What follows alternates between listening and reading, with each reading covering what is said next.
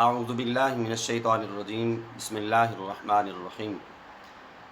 آج کے نئے سبق کے ساتھ حاضر ہوں۔ آج ہم سیکھیں گے سورہ انعام کی آیت نمبر 82۔ توجہ ہے آپ سب کی؟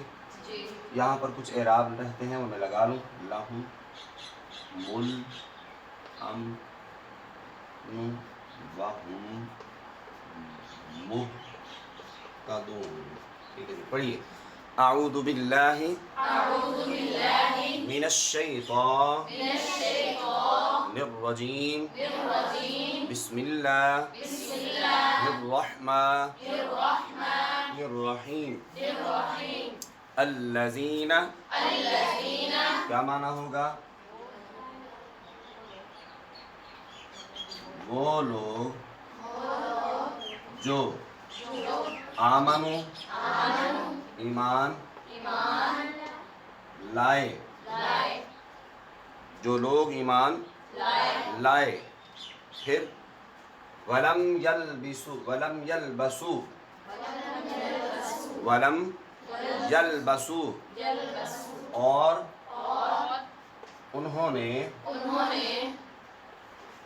نہیں ملایا، انہوں نے ملاوٹ نہیں کی۔ میں نے سادہ سے لفظوں میں آپ کو بتا رہا ہوں۔ ولم یلبسو کا معنی کیا ہوگا؟ انہوں نے نہیں ملایا، اور سادہ سے لفظوں میں انہوں نے ملاوٹ نہیں کی۔ کس میں؟ ایمانہم، اپنے ایمان میں۔ بظلم، ظلم کسے کہتے ہیں؟ یہاں پر ظلم کا ترجمہ شرک، ٹھیک ہے؟ جو لوگ ایمان لائے اور انہوں نے ایمان میں شرک کی ملاوٹ نہیں کی، ایمان میں شرک کی ملاوٹ نہیں کی۔ اولئک، یہی وہ لوگ ہیں، کون سے؟ لہم الامن، لہم الامن، ان کے واسطے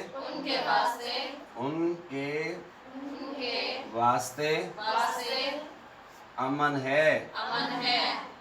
وہم، اور وہ مہتدون، ہدایت والے ہیں۔ بات کی سمجھ آئی؟ یہ تھا ہمارا لفظی ترجمہ۔ اس آیت کو، یہ جو ہم پڑھ رہے ہیں، جو پیچھے آپ نے تسلسل پڑھا آیات کریمہ جن میں حضرت ابراہیم علیہ السلام کا ذکر خیر تھا، ان آیات کے تسلسل کا اینڈ ہو رہا ہے۔ یہ آخری آیت ہے۔ اس آیت کے اندر اللہ رب العالمین نے گویا کہ ایک فیصلہ فرما دیا ہے۔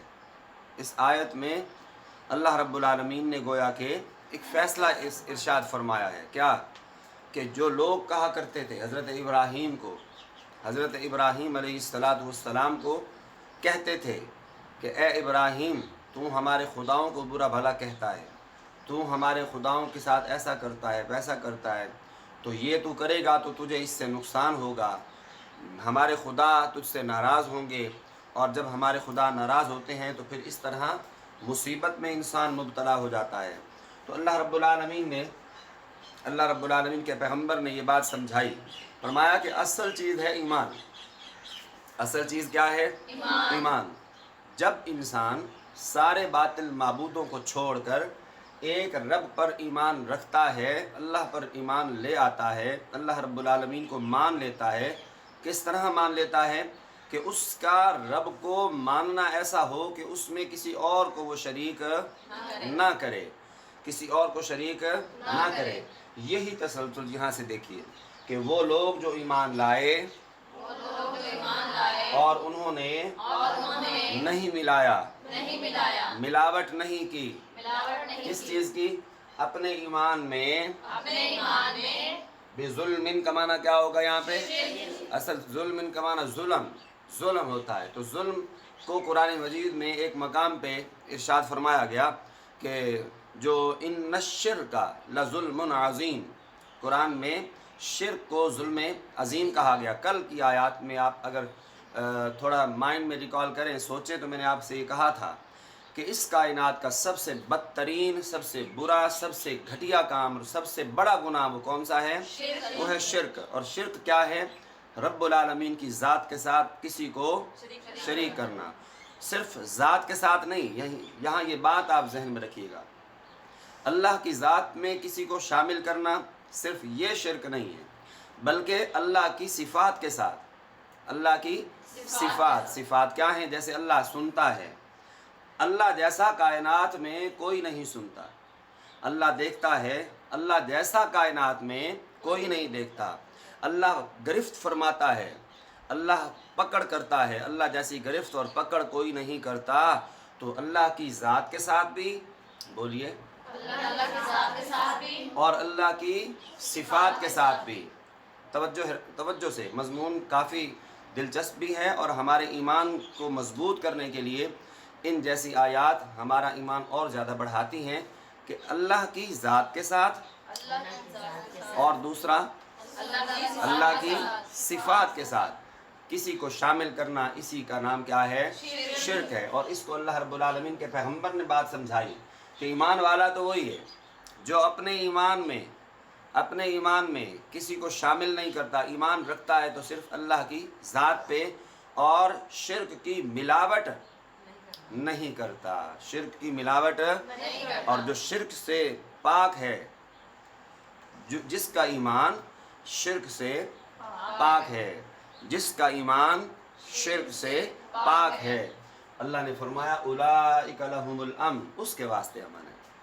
امن ہے، یہ یاد رکھیے گا، امن یہ صرف دنیا کا امن و چین سکون نہیں ہے۔ ایمان والے کے لیے دنیا اور آخرت میں اللہ رب العالمین نے وہ سامان مہیا کر دیا ہے، خاص طور پر آخرت کے اندر ایسا سامان مہیا کر دیا ہے جس سے انسان قیامت والے دن یہ حسرت کرے گا۔ جاگ رہی ہیں نا آپ؟ قیامت والے دن انسان یہ حسرت کرے گا، کاش دنیا میں رہتے ہوئے میری کوئی دعا قبول نہ ہوتی۔ انسان دنیا میں رہتا ہے نا تو مصیبتیں آتی ہیں، تکلیفیں آتی ہیں، اور انسان ان مصیبتوں سے بچنے کے لیے، ان مصیبتوں سے دور جانے کے لیے، اس کے گھر سے جو آفتیں ہیں ان کو دور بھگانے کے لیے اللہ سے دعا کیا کرتا ہے۔ تو اللہ رب العالمین کے پاس جب وہ بندہ پہنچے گا، جب اس کو وہ اجر دیا جائے گا جس مصیبت پر اس نے صبر کیا تھا، جس مصیبت پر اس نے صبر کیا تھا، اس پر جب اجر ملے گا اس پر جب اجر ملے گا تو پھر وہ چاہے گا، حسرت کرے گا، کاش کہ میری دنیا کے اندر کوئی بھی دعا قبول نہ ہوتی تاکہ مجھے یہاں اور بہتر سے بہتر اجر ملتا۔ اب یہاں پہ ایک سوال آپ میں سے کسی نے پوچھا تھا کہ اگر مومن کو دنیا میں بھی امن ہے، آخرت میں بھی امن، اللہ نے ذکر فرمایا اولئک لہم الامن، اس کے لیے امن ہے، دنیا اور آخرت میں امن ہے، تو پھر مسلمانوں پہ اتنی مصیبتیں کیوں ہوتی ہیں، اتنی تکلیفیں کیوں آتی ہیں، آزمائشیں کیوں آتی ہیں؟ اس کے دو جواب ہیں۔ پہلا جواب، توجہ ہے سب کی؟ جی۔ پھر سے بتائیے، توجہ ہے سب کی؟ جی۔ ہاں جی۔ تو اس کے دو جواب۔ پہلا جواب تو یہ ہے کہ انسان مسلمان پر جو مصیبتیں آتی ہیں وہ اس کے اپنے ہی ہاتھوں کی کمائی ہوتی ہے، اس کے اپنے ہی گناہوں کی وجہ سے اس پر یہ مصیبتیں آتی ہیں۔ پہلا جواب سمجھ میں آیا؟ جی۔ کہ جب ہم پہ مصیبتیں آتی ہیں کس لیے آتی ہیں؟ ہمارے اپنے گناہوں کی وجہ سے۔